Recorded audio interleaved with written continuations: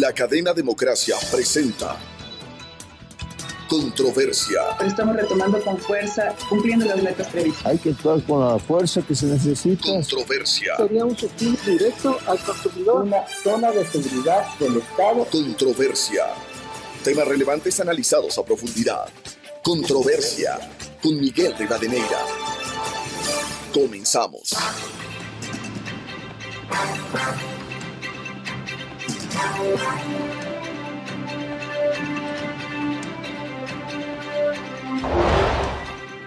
Un saludo cordial a los seguidores del programa Controversia en Escena, que se transmite a través de XFM, Democracia M y Democracia TV. Hoy queremos poner en análisis el balance y los resultados del estado de excepción que vive el Ecuador, que se extenderá hasta el 8 de marzo próximo, y el gobierno ha resuelto, el Ejecutivo, la ampliación por 30 días más, como le permite el ordenamiento jurídico, pero quedan varios desafíos en medio del conflicto armado interno que vive el Ecuador, que es permanente. En cambio, el estado de excepción es temporal. Por ello, queremos dar la bienvenida para hacer un balance primero de lo que ha significado este estado de excepción, los desafíos y las perspectivas que quedan, insisto, en medio de este conflicto armado interno que vive el Ecuador.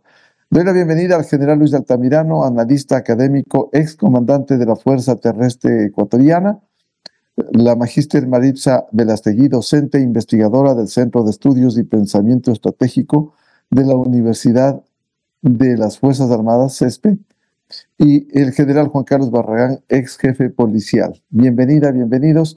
General Luis Altamirano, ¿cuál sería su primer balance de lo que ha ocurrido estos 2 meses? Y luego hablaremos de los desafíos que quedan. Buen día. Bueno, buenos días, Miguel. Un saludo cordial para el general Barragán, de igual forma para Maritza.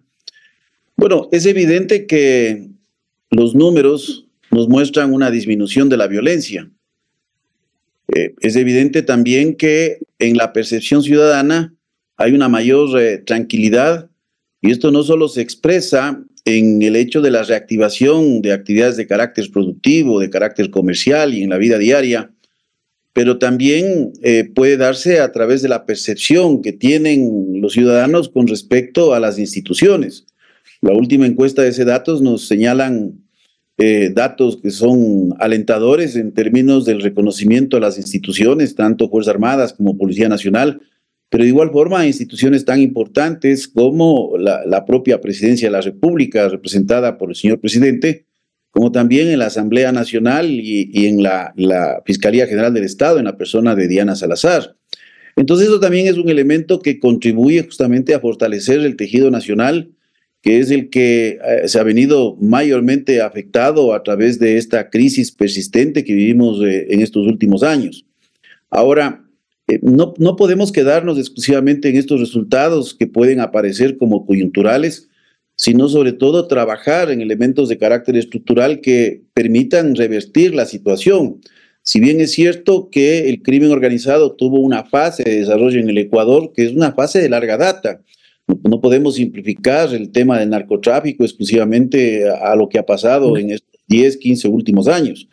Es importante ver el desarrollo de este fenómeno, que tiene una fase que se conoce como una fase predatoria, prácticamente iniciada en la década de los 90, y prácticamente después de esta viene una fase que se conoce como parasitaria, que prácticamente inicia en los años 2006 y que llega hasta el 2018, y que a partir del 2018 tenemos lo que se conoce como una fase de simbiosis, es decir, donde organizaciones criminales comienzan a cooptar estructuras estatales y el dominio total de lo que es el Estado. Y eso no quiere decir que es un proceso que se da en el 2018, pero que tiene también sus raíces en los años anteriores. Entonces estamos frente a estructuras criminales que están articuladas desde mafias extranjeras, mafia rusa, mafia italiana, la misma mafia albanesa, pero que tiene conexiones con los carteles mexicanos, cartel de Sinaloa, el cartel de Jalisco Nueva Generación, conexiones con los grupos armados organizados que persisten en Colombia, en esta tercera generación de los carteles que se conoce como las bandas criminales, que nacen de los carteles BB, que estos nacen a la vez del cartel de Medellín y del cartel de Cali. Y tenemos, por otro lado, organizaciones de carácter criminal local, funcionales a estas estructuras que acabo de mencionar. Y por último, tenemos pandillas que comienzan digamos, que se han ligado a engrosar parte de estas organizaciones criminales, o por otra parte también son funcionales de ciertas actividades especialmente ligadas con el microtráfico. Entonces es un tema altamente complejo, en donde está inmiscuido lógicamente también el sector privado, ya sea en empresas existentes o empresas de fachada, y en donde también tenemos vinculaciones de carácter político. Entonces yo creo que este escenario requiere ser desarmado desde varias instituciones, no pensar que exclusivamente la capacidad militar y la capacidad policial son los únicos elementos. Hay que devolverle al país esa institucionalidad, y la institucionalidad es que la Policía Nacional asuma el rol que le corresponde. Porque cuando se da una crisis es cuando las instituciones pierden esta capacidad de respuesta. Y uno de los elementos, le digo, fundamentales en este balance es también mirar hacia adentro, que no necesita ser publicitado, porque puede tener efectos que son de carácter negativo en las propias instituciones. Pero yo creo que el país requiere una reforma policial profunda, requiere también un proceso de transformación en Fuerzas Armadas, requiere un proceso de reestructuración del sistema de justicia, requiere un proceso de reformulación de la inteligencia estratégica del país y de sus brazos operativos, inclusive una diversificación de los mismos. Es decir, es amplio los temas, y para esto se requiere tiempo, y también se requieren marcos legales que tienen que ser aprobados por la Asamblea Nacional. Entonces, más allá de este balance coyuntural que podemos tener en la disminución de la tasa de homicidios, en la disminución de los delitos de la propiedad, en esta percepción que tiene el ciudadano, es un problema altamente complejo que tiene que ser abordado desde varias aristas. Bienvenido al general Juan Carlos Barragán, ex jefe policial. General Barragán, ¿cuál sería su balance inicial de lo que ha ocurrido en estos 2 meses en el estado de excepción, a sabiendas de que ha quedado al descubierto esta situación por la presencia de bandas criminales, incluso la narcopolítica que se ha evidenciado en el caso Metástasis? General Barragán, buen día. Muchísimas gracias, Miguel. Un saludo muy cordial al señor general Luis Altamirano. Un honor compartir esta mañana con usted. Saludo, Magíster Maritza. Un honor conocerle y estar esta mañana. Muchas gracias. En esta interesantísima conversación. Bueno, sí, en realidad, muchas cosas muy, muy profundas y razonables ha dicho Luis hace unos minutos. Y el punto es que el Ecuador, pues es sabido por todos, estamos en el centro de la producción mundial de cocaína.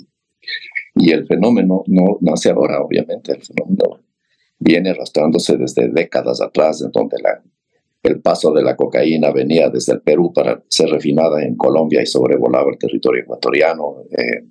Y allá estaban los centros de producción trayendo solamente la pasta básica. Es decir, el problema de la cocaína ubica al país en el centro de un conflicto mundial, porque el fenómeno pues, es un fenómeno que produce inmensas cantidades de dinero y por ende es un elemento altamente corruptor. Lo definió así la Convención de Palermo en el año 2000, tras la muerte de esos valientes fiscales italianos en el año 86.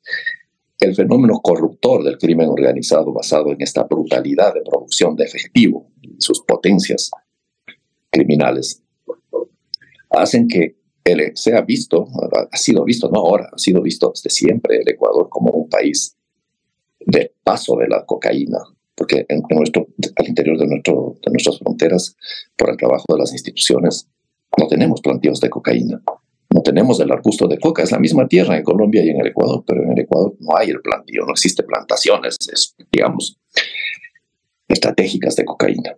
Pero el país ha sido ocupado para este tránsito de la cocaína. Y este fenómeno nos ha dejado secuelas profundas. Quién sabe, descuidadas por décadas, ¿no? El país estratégicamente también descuidó muchos aspectos de lo social en sus habitantes y dejó grandísimos espacios en donde los habitantes, un gran margen de los habitantes no tiene oportunidades de crecer, ni de desarrollarse, ni de estudiar, ni de estar sanos, ni de robustecerse. Entonces estos espacios obviamente fueron aprovechados muy hábilmente por este monstruo criminal que es el crimen organizado y la invasión de la cocaína. Eso degeneró en un sinnúmero de consecuencias que más luego las analizaremos, pero en realidad en la actualidad nos ha llevado a este paso, a este estado en el que nos encontramos, en donde era necesaria la toma de una decisión para enfrentar con valentía y de una vez, digamos, de una vez por todas, poner la cosa en firme y enfrentar un problema que venía por décadas. El Ecuador no podía seguir con 6.000, casi 7.000 homicidios por año que terminamos en 2023. ¿Qué clase de Estado es este que no hubiera sido capaz de tomar una decisión para enfrentar cuando sus habitantes tiemblan de miedo y la gente no puede vivir? Entonces era necesario. Y estamos ahora en este estado de excepción, desde luego, y en este conflicto armado interno, en donde se ha visto que sí era posible que Fuerzas Armadas, con decisión política, porque la decisión de Fuerzas Armadas de apoyar, sobra decirlo, ha dado muestras de su apoyo y de su entrega por el país. Pero hacía falta la decisión política, y esa decisión política ha llevado a que Fuerzas Armadas salgan a darle ese apoyo a la comunidad, y conjuntamente con la policía. Y hemos visto hechos maravillosos, policías y militares trabajando de la mano. Claro que no es lo apropiado. ¿Quién quisiera que esté Fuerzas Armadas haciendo el trabajo de la policía? En el mundo civilizado eso no pasa, eso no puede pasar. Pero era necesario, ¿no? Porque yo creo que el caso Metástasis no es un caso Metástasis únicamente por el caso en sí investigado por la Fiscalía. El país entero estaba en una situación de metástasis porque no se podía vivir más. Ahora esta situación táctica, digámoslo así, ojalá que se pueda llevar a la estrategia, nos trae números, como decía mi general Altamirano, con mucha razón, números positivos. Si nosotros vemos los distritos priorizados, digamos, en donde el homicidio era brutalmente alto, 7 principales distritos como Durán, Manta, Quevedo, Esmeraldas, el sur de DMG, Nueva Prosperina, Machala, por nombrar algo. Vemos que si comparamos noviembre y diciembre, en el número de homicidios, encontramos que en enero y febrero, inmediatamente después de las medidas acertadas tomadas por el gobierno, hay una impresionante disminución en estos 7, por lo menos analizándolos, por lo menos los distritos priorizados. Pero sí, concuerdo plenamente, obviamente es imposible sostener esta medida por siempre. La función de la policía tiene que ser acatada y asumida, y plenamente de acuerdo que toda depuración, todo acto, toda medida estratégica que conlleve a mejorar y depurar las filas de las instituciones, no únicamente de la policía y Fuerzas Armadas, en general de todos, de todo. Puede ser un ministerio, puede ser la institución que hace compras públicas. ¿Qué? Entonces, si me permite, general Barragán, la justicia ecuatoriana que tienen que acompañar en esto. La justicia, es decir, en general las instituciones, toda medida que vaya en aras de luchar contra la corrupción será absolutamente necesaria y debe ser acatada con cariño por las instituciones, con solidaridad, porque es importante que nos protejamos unos con otros, ¿no? ¿Cómo puede un policía trabajar en la calle si no está seguro de la probidad de su compañero con quien se está jugando la vida? Entonces, es fundamental el hecho. Y para eso existe un montón de mecanismos y la policía tiene la capacidad instalada. La policía tiene la capacidad instalada en su Departamento de Asuntos Internos, una capacidad instalada antes que cualquier otra institución. Hoy tenemos muy buenos ejemplos en Fuerzas Armadas. Me parece que la Marina empezó con un programa muy serio digamos así, de examinación de sus miembros, entre esos polígrafo y estudio de sus situaciones financieras. Que, como le digo, una policía, esto viene de muchísimo tiempo atrás. Hay que ver si eso se está haciendo de una manera correcta, apropiada, revisar. Siempre hay que estudiar, porque nada es perfecto, es perfectible, es defectible también. Entonces es fundamental. Pero en el balance inicial, pues yo digo que esto era muy importante, era necesario, no podía seguirse, el Estado no podía seguir haciéndose de la vista gorda. y viendo morir sus ciudadanos de la manera más atroz. Entonces, había que fajarse los pantalones. Había que fajarse. Porque el crimen no respetaba nada. Todavía no respeta. Es posible que en 2 meses estos depravados piensen que van a echarse atrás. Eso es imposible. Así que falta mucho. Hay que correr mucho, hay que trabajar mucho. Pero el primer paso, fuerte, firme, que le tembló la mano a anteriores episodios de la historia nacional, que dejaron ver, oír y pasar. Llegó el momento, bueno, es un buen momento. Vamos a ir para adelante. Bienvenida a la magíster Maritza Verastegui, docente investigadora del Centro de Estudios y Pensamiento Estratégico de la Universidad de las Fuerzas Armadas. Ella es especialista también en manejo del tema de economía, finanzas, de la seguridad e inteligencia. ¿Cómo ve usted esta situación a propósito del estado de excepción que se puso en vigencia y que se extenderá hasta el 8 de marzo próximo en medio de un conflicto armado permanente que está viviendo el Ecuador? Muy buen día, magíster Maritza Verastegui. Muy buenos días a la audiencia de Radio Democracia y muchas gracias por la invitación. Como nosotros hemos podido visualizar, fuimos absolutamente entes de percepción, pero también de la situación que vivimos hasta diciembre del año anterior. Era muy necesaria la toma de decisiones y la voluntad política para lograr que la seguridad del país tome un rumbo diferente. Hablemos un poco de números. El país terminó con 40 muertes por cada 100.000 habitantes. Fuimos catalogados como uno de los países más violentos de la región. Las empresas tuvieron pérdidas por más de 1.040 millones de dólares por la inseguridad. Las empresas privadas tuvieron que enfrentar situaciones por procesos de producción, comercio y consumo, el manejo del transporte, el manejo de la cadena de producción. Estaba totalmente complicado por las situaciones de la seguridad. Por esta razón, obviamente, el 64% de los negocios se vieron las ventas afectadas. El 54% cayó en ventas en sectores y regiones del país que son muy productivos y son el motor económico. El 36% de las empresas experimentó algún tipo de inseguridad. Pero no termina ahí la factura. Hay que seguir sumando. ¿Qué más es lo que pasó? ¿Qué más nos trajo esta crisis de inseguridad? La contratación de guardias de seguridad, la implementación de cámaras de videovigilancia, protocolos de emergencia. Todas las empresas se vieron en la necesidad de sumar mayores costos y gastos para poder realizar sus actividades económicas. Además de todos estos costos de inseguridad, nos pasaron factura también al sector de la educación, sobre todo en la costa ecuatoriana. Recordemos que tuvieron los chicos que quedarse en presencialidad virtual.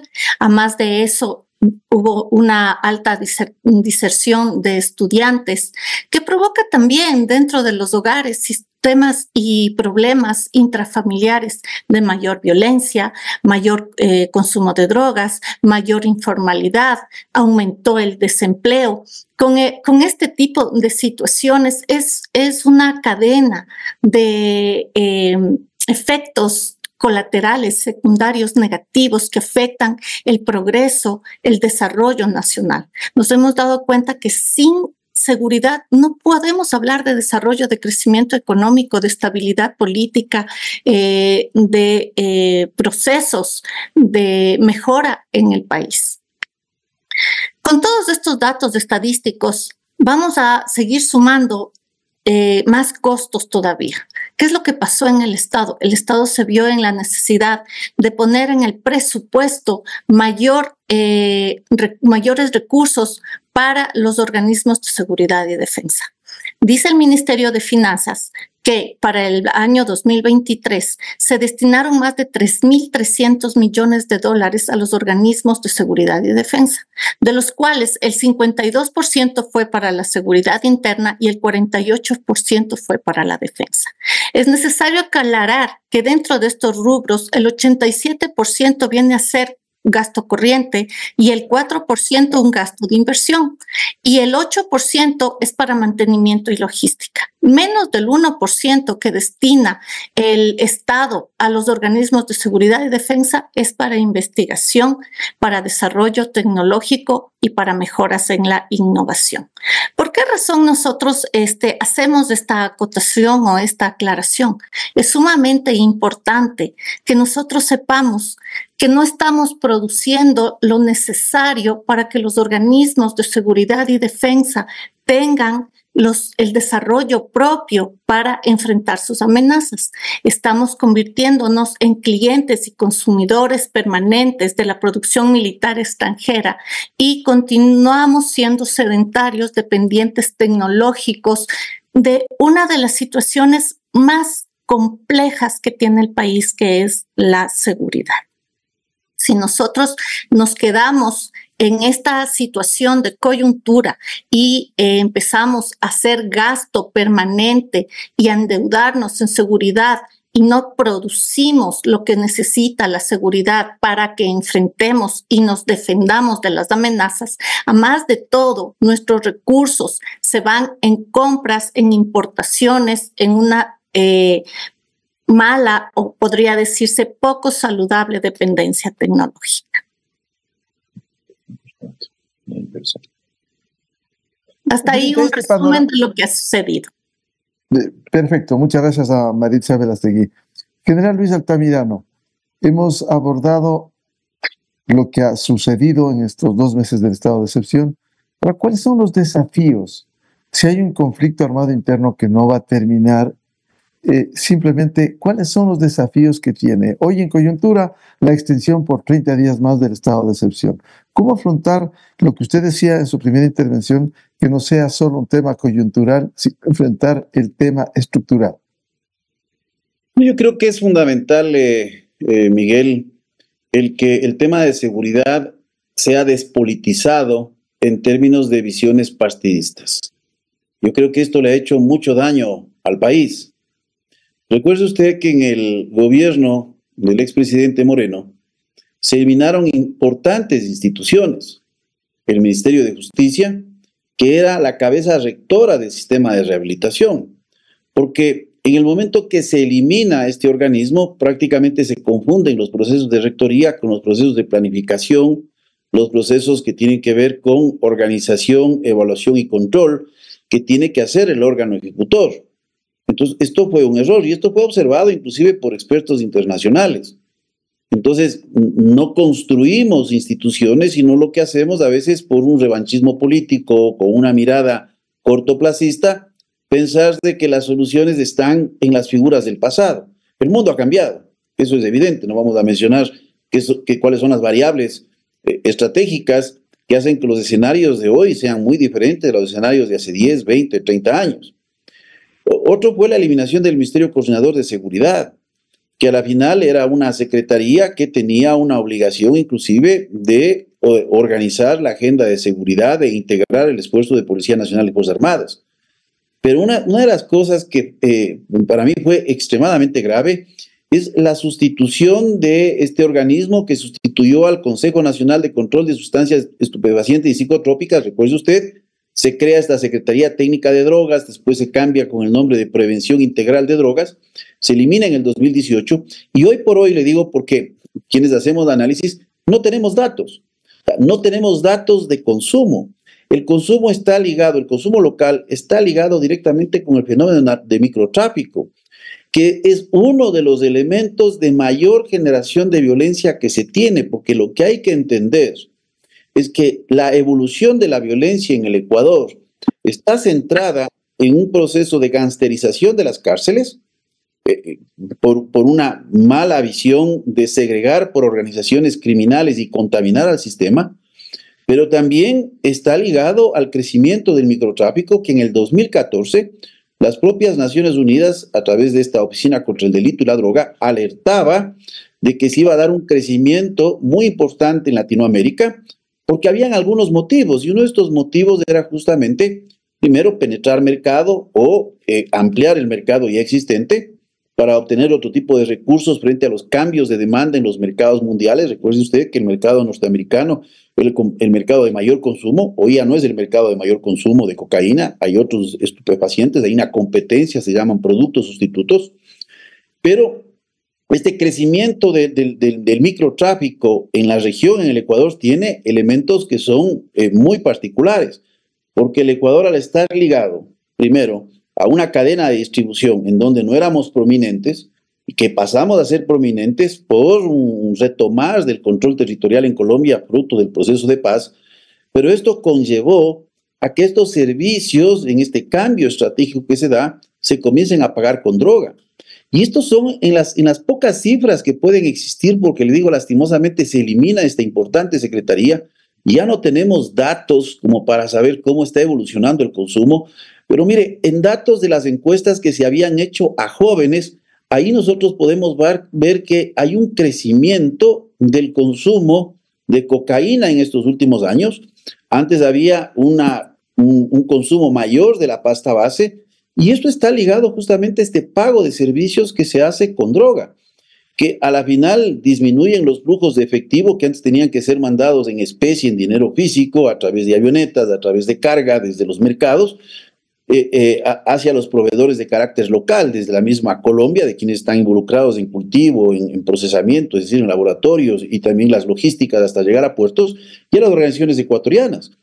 ¿Y esto qué genera? Una mayor oferta en el mercado nacional a través de una estrategia de precios que lo que hace es captar mayores consumidores. Esto está en los pocos datos que todavía se recogen o investigaciones que se realizan desde la parte académica en determinados sectores del país. Entonces, ¿qué es lo que hay que hacer? Fortalecer las instituciones, crear las instituciones que sean necesarias. El Ecuador no puede estar viviendo de experimento y experimento.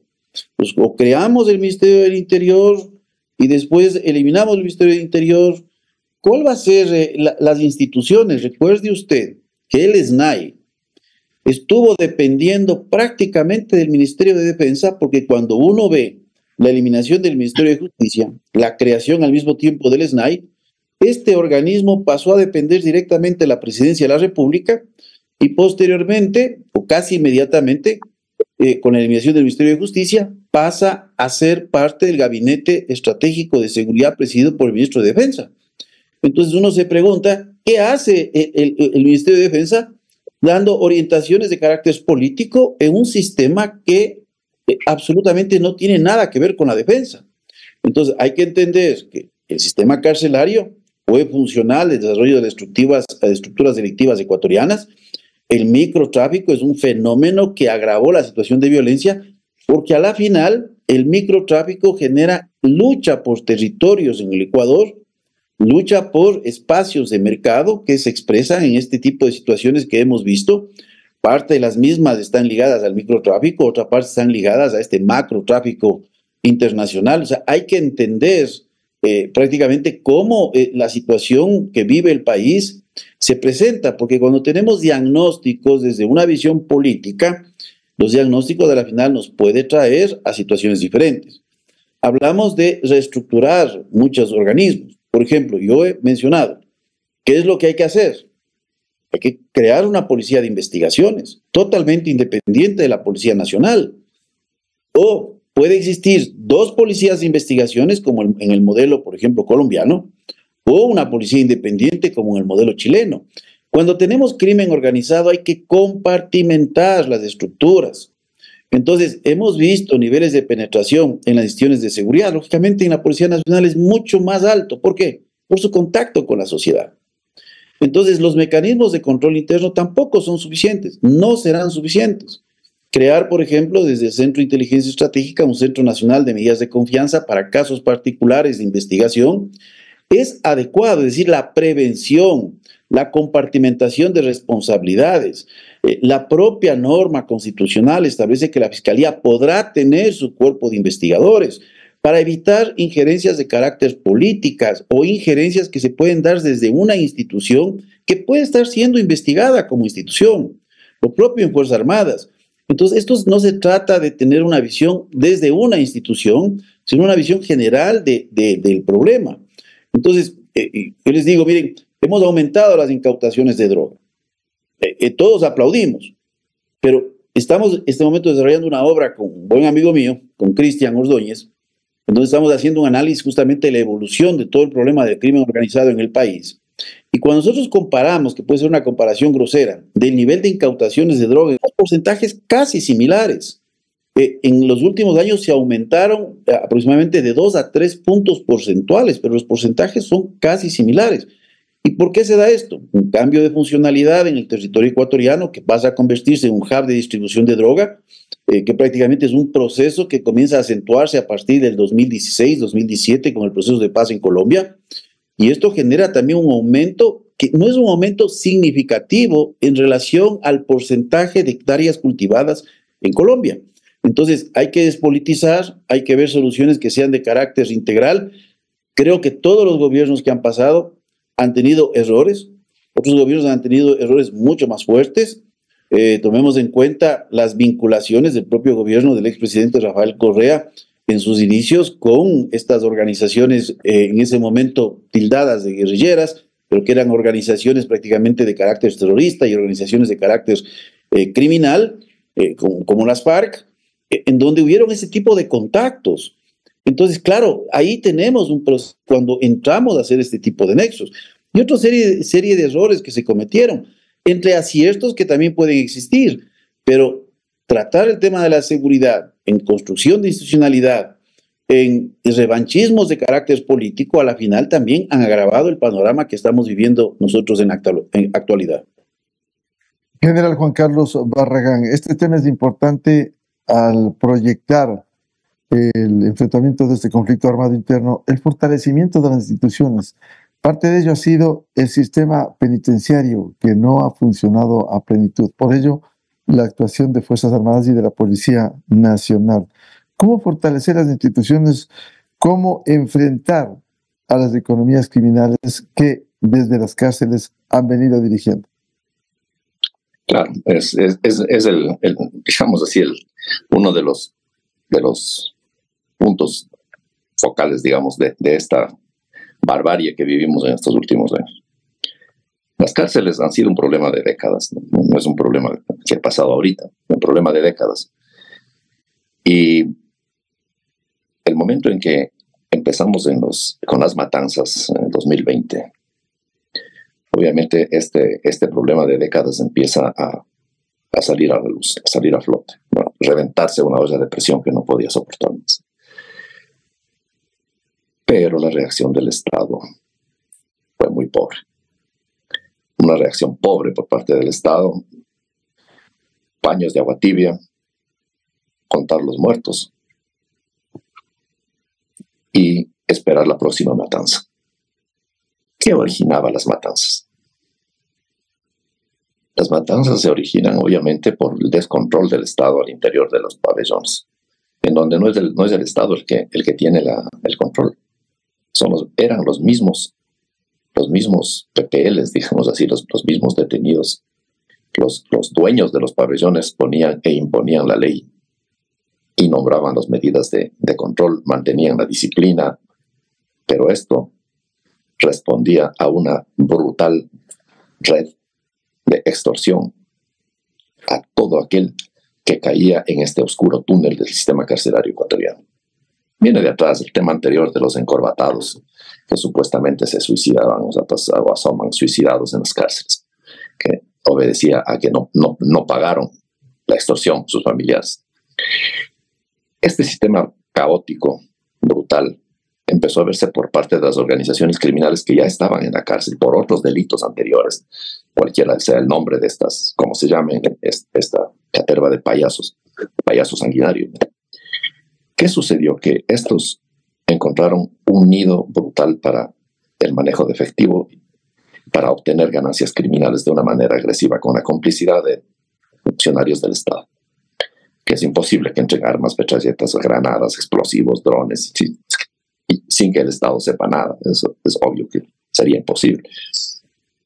Pero esta brutal cantidad de efectivo que producían las cárceles todos los días por la extorsión a los mismos detenidos, a los mismos PPLs, que afuera los familiares vivían escenarios diarios de terror por conseguir la plata, porque cualquiera sea la cosa que un familiar haya hecho, sigue siendo el padre, sigue siendo el hijo, sigue siendo lo que sea. Entonces encontraron estos criminales un nicho apropiado y se repartieron las cárceles se deshuesaron las cárceles en partes, unas para los, llamémosles los locos, o otras los delfines y otros los como sean, los payasos. Y entonces comenzó la debacle, porque afuera conseguir el efectivo para pagarles a estos abusivos al interior del sistema carcelario, con la vista gorda del Estado, pues generaba la necesidad de producir efectivo, y ese efectivo obviamente necesitaba encontrarse de cualquier manera en los estratos más pobres, que generalmente son los más afectados. Y eso generó que afuera salga esta brutalidad del sistema carcelario, salga a las calles. Y en las calles los jóvenes empiecen a buscar la forma de pagar las vacunas. Y entonces se incrementó el microtráfico, entonces se asomaron, dijeron, bueno, si a nosotros nos extorsionan al interior de las cárceles, pues nosotros vamos a hacer lo mismo, vamos a extorsionar afuera.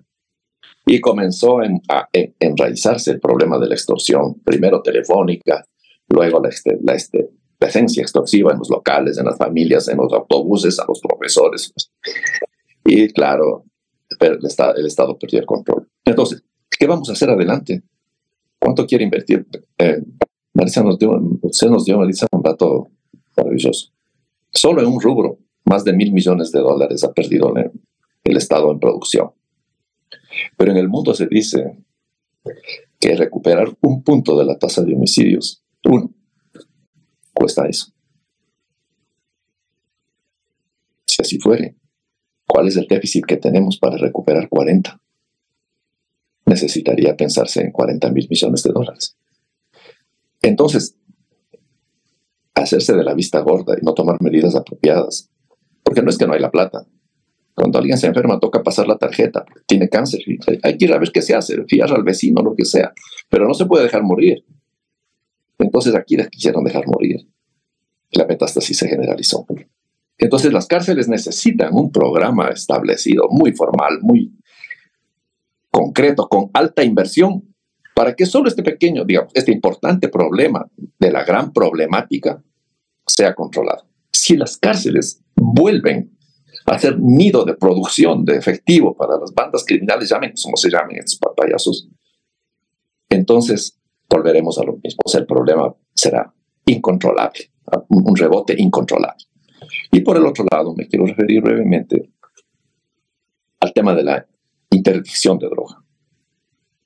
Porque hoy el cruce de cocaína de Colombia hacia el Ecuador, para que por el Ecuador la saquen, claro, la palabra es ¿cuánta cocaína se incauta? El gobierno pasado dijo que incautó, no sé si dijo 800 toneladas. Y mi pregunta siempre fue, ¿y de quién era? ¿Qué sirve incautar basura? Eso es basura, si está sola. Entonces la pregunta es, ¿de quién era esa droga? Entonces, si nunca vamos a saber de quién era la cocaína, salta a la vista claramente que el Estado no está invirtiendo lo suficiente sus maniobras o sus capacidades de inteligencia, de investigación, para determinar esa droga de quién era y poner a estos traficantes tras las rejas. Porque tienen nexos brutales. Hemos visto en el caso Metástasis, vemos todos los días. Pero siempre fue así. Siempre fue así. Y al país ya le pasó esto. También asesinaron jueces. Ya le pasó al país décadas atrás. Pero el problema es que hoy se dejó. Se dejó que se vaya por la borda. Se hicieron de la vista gorda. Y hoy, bueno, vamos a ver esta estrategia, cómo está desarrollándose, cuál es el plan estratégico. Solamente en el tema cárceles, digamos así. Y ahora Hablamos de la incautación. Sí, la incautación de droga no solamente deja cocaína, o sea, el paso de la droga no solamente deja cocaína para el consumo local. ¿De dónde están los fusiles? Son los fusiles no es aquí primera vez. En Centroamérica ya ha pasado en muchas partes. Pasa la cocaína y ahora los grupos criminales que están en guerra, ellos quieren armas. ¿Y dónde están las armas? En los traficantes, en los carteles que les canjean la droga por armas por sus servicios de seguridad para el paso de los contenedores. Porque yo no le veo a ninguno de estos payasos organizando en Europa, en Bélgica o en cualquier país europeo, en España, organizando el desembarque de una gran cantidad de cocaína, cualquiera de estos ignorantes cabecillas de estos grupos. No. Hay estrategia de criminal muy seria y formal, inteligente y capaz. Estos que no hablan apenas, medio hablan el español. Entonces, no. Pero ¿dónde están? Es el problema. ¿Quiénes son? ¿Somos solo estos albaneses, estos asesinos que son aquí, que los albaneses? Bueno, no podemos responder eso nosotros porque no tenemos la información. Pero sí podemos preguntar, ¿dónde están los dueños de la cocaína? Oye, tenemos 22 toneladas en Vinces, me parece. Hay una investigación atrás, esperemos. Pero por lo menos he visto con satisfacción que otras incautaciones de 2 que 3 toneladas por ahí encarcelaron a los dueños y cayeron digamos, por lo menos parte de la organización. Eso es lo que demanda para que esto se pueda frenar. Porque si los cabecillas siguen libres, lo único que pierden es basura. Y nosotros quedamos abrazados la basura para ver dónde quemamos. ¿Qué vamos a hacer? Le vamos a mezclar con concreto y eso. ¡Qué felicidad! ¡Qué gran gloria del Ecuador! Decirle al mundo que decomisó basura. Y los traficantes se ríen porque eso no les importa nada. 500 toneladas. Si pasan 20, compensaron las 500. Y se ríen. Entonces, la estrategia es no dejar que se rían. ¿Dónde están? ¿Y quién va a responder eso? Entonces, ¿cuánto está dispuesto a invertir el Estado para desarrollar sus capacidades en la investigación, en la inteligencia? Pero claro, el problema es que eso no es suficiente. El problema es qué pasa con los jóvenes, qué pasa con la educación, qué pasa con la salud, qué pasa con la gente más pobre que muere todos los días, qué pasa con la gente que no tiene para comer. ¿Son o no posibilidades que estos criminales coopten a estas personas para sus intereses, como lo están haciendo, reclutando niños para serles sicarios, para matar? Porque lamentablemente ven Pablo Escobar y ven cualquiera de estos rufianes que manejaron los carteles colombianos y ahora son héroes porque se ve en la televisión como gran andanza las travesuras y asesinatos de estos rufianes. Y los chicos ven y aquí asoman otros que quieren imitar a lo criollo. Dicen, yo también puedo hacer lo mismo y mato gente. Cualquiera puede matar. Pero el problema es que qué pasa con el Estado, en cómo ve su población, cómo se educa, dónde está. ¿Qué pasa con la prevención para que los chicos no caigan en la cocaína ahora? Sí, bien, antes la base era mayor consumo, la marihuana y eso. Pero hoy consumen cocaína porque la cocaína se derrama por todas partes. Cualquier muchacho tiene acceso. Pero el país, ¿sabe cuánto invierte en prevención en el año 23? 0. No hay clínicas de rehabilitación, que es lo que ahora se necesitaría cuando se tomaron medidas equivocadas y mal comprendidas y mal indicadas a la comunidad. Entonces, la comunidad se enfermó. Y curar es mucho más caro, mucho más caro. Pero sí, necesitamos táctica y estrategia. Pero por ahora es maravilloso ver policías y militares luchando en las calles, juntos, compartiendo el peligro, afrontando conjuntos, metiéndose en lugares donde nadie quiere meterse. Pero seguimos siendo todavía, y es muy necesario, a los niveles en donde la gente se mata. Sí, pero ¿quiénes son? Si contamos los muertos, ¿cuántos de ellos tienen afiliación al seguro? ¿Cuántos de ellos han ido a la escuela? ¿Cuántos son bachilleres? ¿O cuántos tienen carrera universitaria? ¿O cuántos tienen trabajo? El 90% no. Entonces, tenemos también que, si vamos contra estos chicos, con estas personas, sí que hay que hacerlo porque están criminalizando, son sicarios, están delinquiendo. Pero ¿qué pasa con los que les llevaron a eso? ¿Qué pasa con los criminales que están manejando estos grupos grandes de criminalidad? como tal decimos de los albaneses. No van a ser esos los únicos. Claro, los que están en estos negocios ilegales.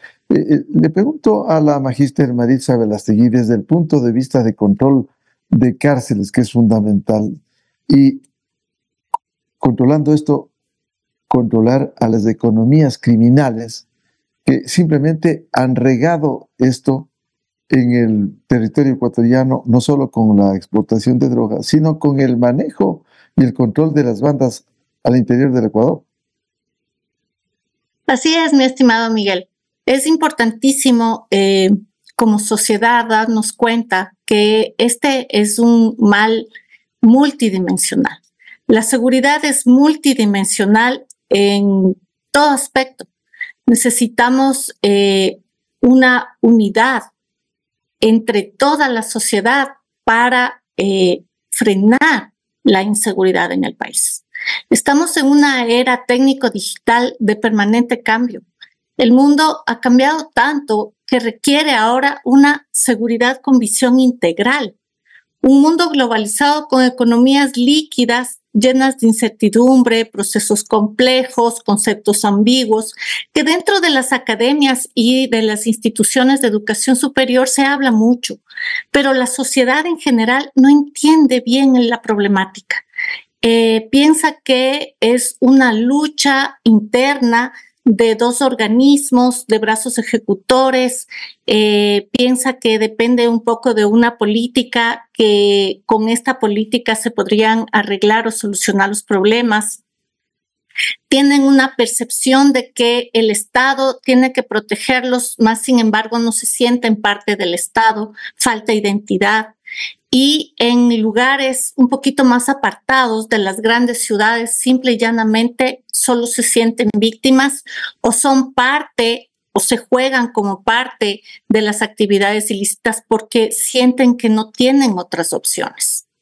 Si nosotros miramos de otra manera el tema de la seguridad, como bien lo habíamos tocado anteriormente, se podría decir que la seguridad necesita integrar un sistema. Tiene que ir con educación, tiene que estar empujado hacia una cultura, hacia la creación de una cultura de seguridad. El sector público y el sector privado deben cumplir obligaciones con el Estado y tienen que cumplir también obligaciones casa adentro. ¿Por qué? Porque la seguridad es una situación general, es una situación de todos, no es una situación propia, ajena, es una situación en común. Mientras nosotros no estemos cohesionados, no estemos total y absolutamente entendidos, no tengamos esa conciencia de la seguridad, nosotros vamos a empezar como sociedad a ver que nos están fallando los organismos de seguridad, de defensa, de inteligencia, de control, que la política no funciona así, pero cada uno de nosotros somos parte de esa situación. No tenemos un país colmado de inseguridad solo por mi percepción. Tenemos un país con inseguridad porque ninguno de nosotros, la verdad, ha hecho las tareas y la academia tiene mucho que ver en esto. La academia, a través de la educación, a través de los conceptos, de hablar el lenguaje en común para que todos nos podamos entender, tiene que ver, tiene que participar más, tiene que dar una responsabilidad y también siente la obligación de unir a las partes. Somos participantes absolutamente todos. Y la lucha contra las amenazas internas afectan, una, la estabilidad económica, política y social. Y dos, como bien estábamos hablando, también la estabilidad en la situación del desarrollo, del progreso, del trabajo. Es algo que nos oprime, nos deprime como sociedad el estar en una situación de inseguridad. En materia económica, es importantísimo sentir que al apoyo o al aporte de los organismos de seguridad y defensa, tiene que sumarse los organismos de control, aquellos organismos que luchan en contra de que la economía ilícita, la economía ilegal siga creciendo. Tienen que cerrarse esas llaves de financiamiento para otros delitos. Tienen que detectarse a tiempo ese portafolio de inversión para delitos y sobre todo lo que comentaban los dos participantes que me antecedieron, en que se tiene que detectar las cabezas principales, lo que coloquialmente conocemos como la delincuencia de guante blanco. Ellos son quienes manejan, distribuyen, tienen las grandes cuentas, tanto en el interior del sistema financiero nacional como en el exterior. El sistema financiero es corresponsable y tiene que hacer unos esfuerzos más grandes para poder ayudar y aportar en la detección temprana del manejo de esas actividades ilícitas, de esos financiamientos que, como bien ustedes acaban de decir, a veces son tan grandes que los recursos del Estado limitados no logran tener resultados eficientes. Se debe también proteger a esos organismos y a esas personas que están saliendo a dar la cara, porque es muy difícil que mientras nosotros no tengamos controles automatizados, que nosotros no manejemos las tecnologías fuertes y sigamos en la lucha cuerpo a cuerpo, nosotros no podemos poner precio a las cabezas de quienes están a favor del Estado, porque es hacer eso, es arriesgar a las personas a que si es que no quieren el dinero que el crimen organizado les propone, les pone en riesgo la vida. Y eso es súper importante entender como sociedad para no prejuzgar, porque como sociedad nosotros tenemos una cultura de la crítica, no de la autocrítica, y menos de la retroalimentación o del manejo de la información correcta. Nos dejamos llevar también en este mundo técnico digital, que lo que comentábamos, por las redes sociales, por las fake news que los llamamos ahora, la información falsa, la información en masa que requiere tan solo de 1 minuto para viralizar el mensaje, y las imágenes a veces dicen más que 1000 palabras. Ese manejo de esa cultura que nosotros requerimos como sociedad, esa cultura de paz, de esa cultura de seguridad, que va en contra más bien de esa cultura que se está arraigando, de una cultura a favor de la actividad ilícita. Tenemos que hacer entender a los jóvenes que esa no es una opción, todo lo contrario. Esa alternativa no debe existir en el futuro, porque no les va a dar una vida próspera, no les va a dar seguridad, no les va a proponer una vida mejor llevada, una calidad de vida con transparencia. Pero eso tiene mucho que ver desde la cultura que nosotros estamos manejando. El saber que esas economías están creciendo, las economías ilegales, me refiero, es totalmente negativo, y tenemos que entender que nos merma como sociedad la libertad de pensamiento, la libertad de acción. ¿Por qué? Porque simple y llanamente nos pone al servicio de un grupo que no quiere el bienestar común, que no le interesa el desarrollo del país, y que más bien todo lo contrario, es transnacional. Quieren infectar a toda la región, quieren quedarse con todos los recursos, y mientras más consumo haya, mientras más sea los países parte de esta cadena de producción, de esta cadena de transporte, que vengan a ser rutas del dinero, que vengan a ser rutas de la droga, para ellos es aumentar mucho más los espacios de poder que empiezan a tener. Y por supuesto, con poder económico, ellos infiltran los espacios de poder político, los espacios de las instituciones públicas, se disfrazan de funcionarios públicos y terminan definitivamente complicando las situaciones al interno del país.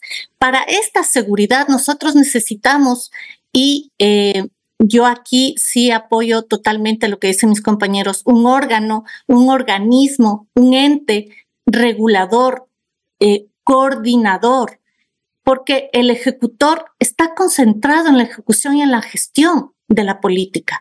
El coordinador es aquel que debe enlazar no solamente a los organismos de seguridad, tiene que ser integrador al interno del país y también llamar la atención hacia el sector vecinal y regional, porque no es un problema solo del Ecuador. Y mientras más vaya creciendo en nuestro país, mientras mejores resultados tenga el crimen organizado en el país, simple y llanamente en otros lugares se irán sumando un reflejo espejo y lo que hará es contagiar al resto de la región. Por lo tanto, si es que nosotros entramos en la lucha contra el crimen organizado transnacional, en la lucha contra el aumento de la criminalidad, de la economía ilícita y aumentamos los esfuerzos en la región a través de un bloque regional de medidas grandes con entes coordinadores, nosotros vamos a tener mejores resultados. Pero esos mejores resultados tienen también que sumarse hacia la responsabilidad, la corresponsabilidad que todos y cada uno de nosotros tenemos. Y desde lo particular hasta lo general y desde lo básico, desde la familia hasta la sociedad, la comunidad, el país, ir con una visión estratégica, tomar decisiones, porque algo que no habíamos visto y algo que nos había realmente llamado la atención y que también se ha llevado críticas positivas y negativas, es que el nivel político ha tomado decisión y la voluntad política de tomar decisión a pesar de los procesos y de los costos políticos que puede llevar. Eso, por ejemplo, sí es importante rescatar y resaltar. En resumen, general Luis Altamirano, más allá de la ampliación del estado de excepción a partir del 8 de marzo, ¿cuáles son los desafíos puntuales en un problema estructural, como usted señalaba, como por ejemplo atacar a las economías criminales? ¿Cuáles son esos desafíos que tenemos en este momento? Bueno, Miguel, hay elementos que son lógicamente desalentadores. Cuando vemos nosotros la composición carcelaria del país, prácticamente la cárcel está compuesta por jóvenes sin educación. El último censo nos revela una gran realidad que liga los elementos de pobreza con elementos de delincuencia, y con esto no se busca criminalizar, pero nosotros vemos que prácticamente tenemos un alto nivel de personas con reincidencia. Los datos del censo son, yo digo, dramáticos. El 35% de las personas privadas de la libertad han cumplido por lo menos una sentencia antes, y el 27% ha entrado a la cárcel entre 2 y 5 veces. Si nosotros sumamos esto, estamos hablando del 62% de las personas privadas de la libertad ya entraron a la cárcel. Entonces, es un sistema colapsado que no da respuesta, y más allá de un sistema que ha sido prácticamente dominado por las organizaciones de carácter criminal. Este es un eje fundamental, lo que mencionaba el general Barragán, que estoy completamente de acuerdo.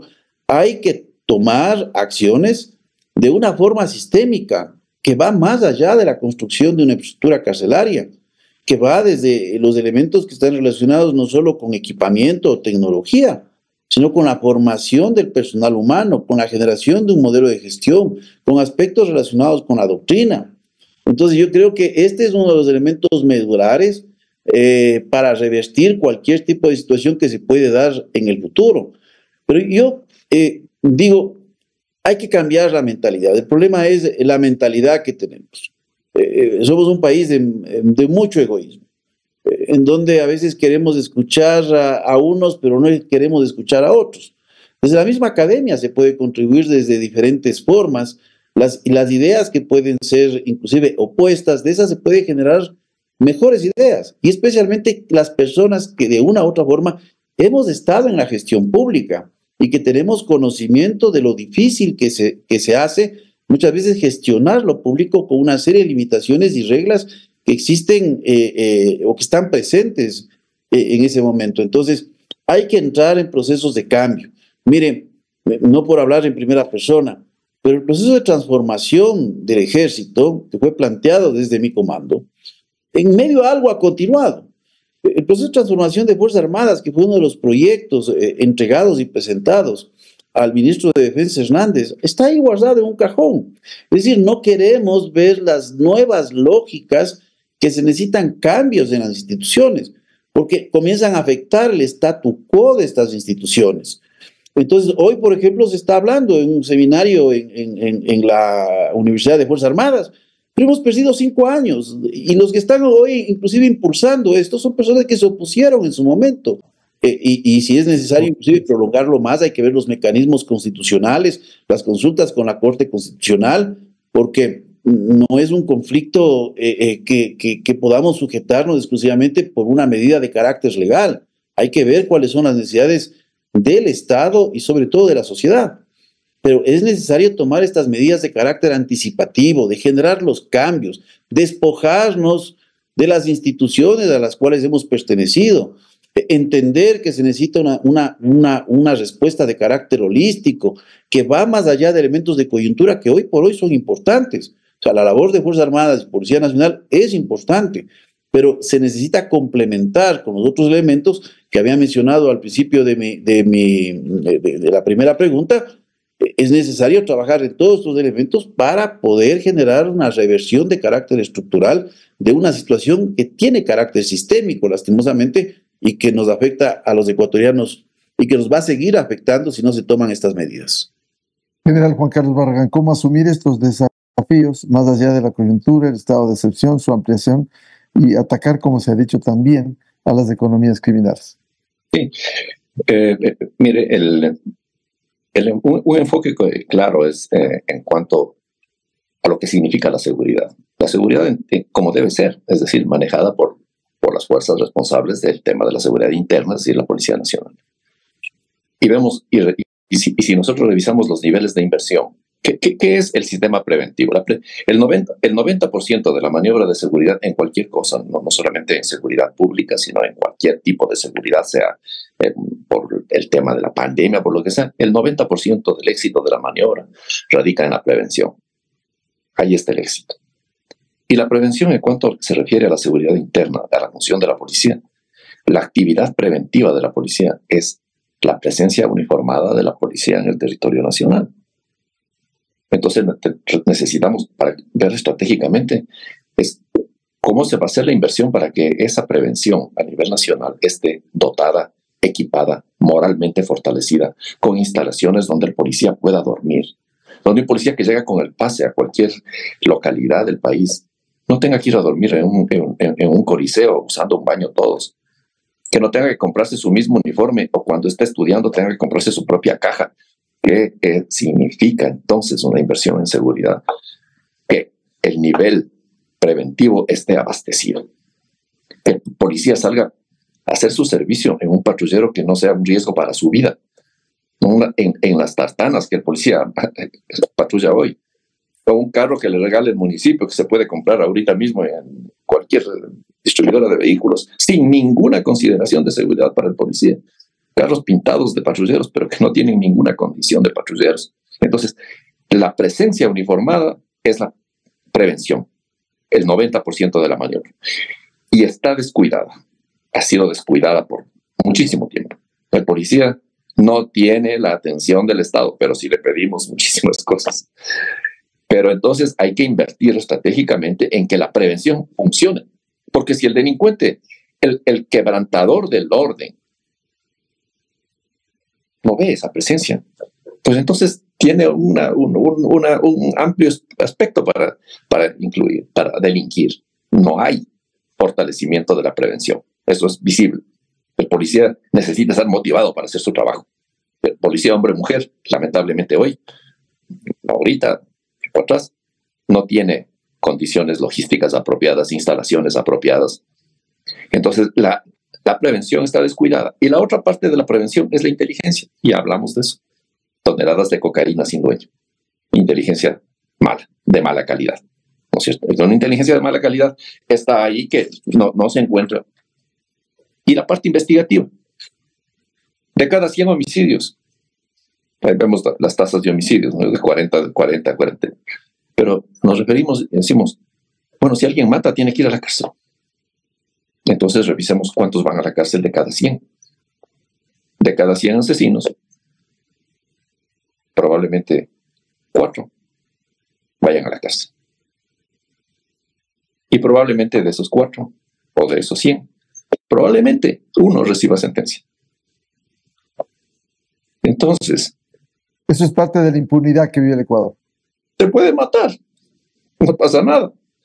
Entonces, eso ve la comunidad, esta parte sin oportunidades de este Estado, en donde el caos es el caos.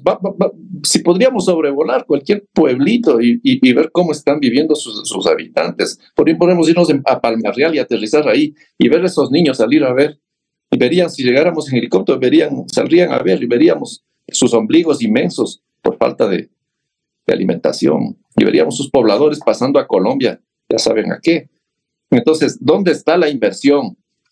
Entonces, mire usted que el plan de seguridad, como bien decían mis contertulios, con mucha razón, es mucho más allá de poner militares o policías. Hay un problema estratégico, hay un problema brutalmente fuerte que atacar. Claro, un problema estructural. Magíster Maritza Verástegui, ¿cuáles serían los desafíos en medio de esta situación cuando hay necesidad de fortalecer la institucionalidad, de atacar a las economías criminales? Bueno, la verdad los desafíos son fuertes. Los desafíos que nosotros tenemos por haber dejado pasar mucho tiempo, por haber debilitado las instituciones, por haber permitido la falta de control, la falta de incautación de bienes como casos ejemplarizadores, por haber permitido la impunidad, el manejo libre, sin mucho fundamento de jueces y fiscales que permitieron salir a culpables de las cárceles. Eso es un precio alto de pagar y obviamente ha hecho que los retos sean mucho más altos, que nosotros tengamos una situación adversa contra la seguridad del Estado que nos lleva a pensar que tenemos que tomar decisiones, pero las decisiones tienen que ser tomadas ya. Tiene que haber una visión estratégica, necesitamos un organismo competente, coordinador de la seguridad pública y del Estado. Necesitamos de la atención, del fortalecimiento de la inteligencia estratégica, pero también de una unidad de inteligencia financiera que tenga capacidades de cooperación interinstitucional, interagencial e internacional. Necesitamos más información veraz, información inmediata, de dónde están las economías criminales, dónde terminan, en qué parte del sistema financiero se encuentra. Porque si nosotros aportamos, incautamos, controlamos, detectamos, prevenimos, vamos a ser mucho menos reactivos y más proactivos, y de eso se trata. Nuestras competencias como academia viene a ser ayudar y aportar a la sociedad con mayor información, con mayor conocimiento, con un lenguaje más simple, de que le vean a la seguridad como parte de y no como una parte exclusiva del sector público, del sector privado, o le vean al Estado como un ente ahí muy alto que puede dar y que tiene la obligación de cumplir con todas las necesidades de la población, pero también requiere de que se cumplan con las obligaciones hacia el Estado. Empezar a pensar diferente, que es lo que decía el general Altamirano. Necesitamos romper paradigmas, necesitamos cambiar esa manera de pensar, de que solo debemos recibir y que las cosas nos vienen de una manera fácil, porque no es verdad. El esfuerzo, el conocimiento, los estudios tienen que ser participativos y también tienen que ser generalizados. Tenemos que ser más ecuánimes con la educación para que, justo como decía el general Barragán, existen pueblos que se sienten abandonados por el Estado, no hay presencia del Estado y tenemos todo ese territorio olvidado es ecuatoriano y tiene que empezar a sumar fuerzas la seguridad. Ese es un reto muy grande, pero también es una oportunidad para unirnos como país, para sentirnos parte de la región, para no sentirnos en una burbuja que nos tiene asustados, aterrados, nerviosos, sin progreso, que vemos como alternativa solamente la migración o la inmigración. Bien. Mientras tanto, somos un país que somos capaces de pasar algunos problemas. Ya hemos respondido a muchas situaciones difíciles, como por ejemplo el de la pandemia, donde vimos al país unido, donde vimos a un gobierno bastante coherente con la problemática y que estuvimos rápidos, espontáneos, controlados, las instituciones se unieron, no había un sector público y un sector privado, sino que éramos una sola unidad. Y de eso se trata. El tema de la economía criminal necesita abrir más horizonte para que sea un poquito más fácil encontrar una ley de incautación de dominio, de extinción de dominio, de incautación de bienes, de dineros ilícitos. Primero nos va a ayudar muchísimo a bajar esa criminalidad, pero segundo también va a poner de ejemplo que el dinero mal habido le lleva a la gente a algo fastuoso, todo lo contrario, le lleva a tener una vida muy mala, a sentirse perseguido, a que si le encuentran tenga problemas su vida, su familia, un riesgo muy alto. Pero también tenemos que entender que la seguridad, esta seguridad multidimensional, se encuentra en el reto de que cada uno veamos de ser parte de, no sentirnos fuera de, y que en información, nosotros todos tenemos un poco de información y esa información es importante para la seguridad, que no debe traducirse en información falsa. Muy importante el aporte que nos han dado este día al analizar no solo el balance coyuntural del estado de excepción y su ampliación a partir del 8 de marzo, sino estos grandes desafíos que tenemos en medio del conflicto armado interno, como es el fortalecimiento de las instituciones, el mejoramiento de los controles y la prevención, como se ha dicho. Muchas gracias al general Luis Altamirano, analista académico, excomandante del Ejército, la magíster Maritza Velastegui, docente investigadora del Centro de Estudios y Pensamiento Estratégico de la Universidad de las Fuerzas Armadas, y el general Juan Carlos Barragán, ex jefe de la Policía Nacional. Muy amables. Muchas gracias. Muchas gracias. Con esto cerramos el programa Controversia en Escena a través de EXA-FM, Democracia M y Democracia TV. A los miles de seguidores les deseamos un feliz fin de semana. Muy buen día. Esto fue Controversia, temas relevantes analizados a profundidad. Miguel Rivadeneira vuelve el próximo sábado.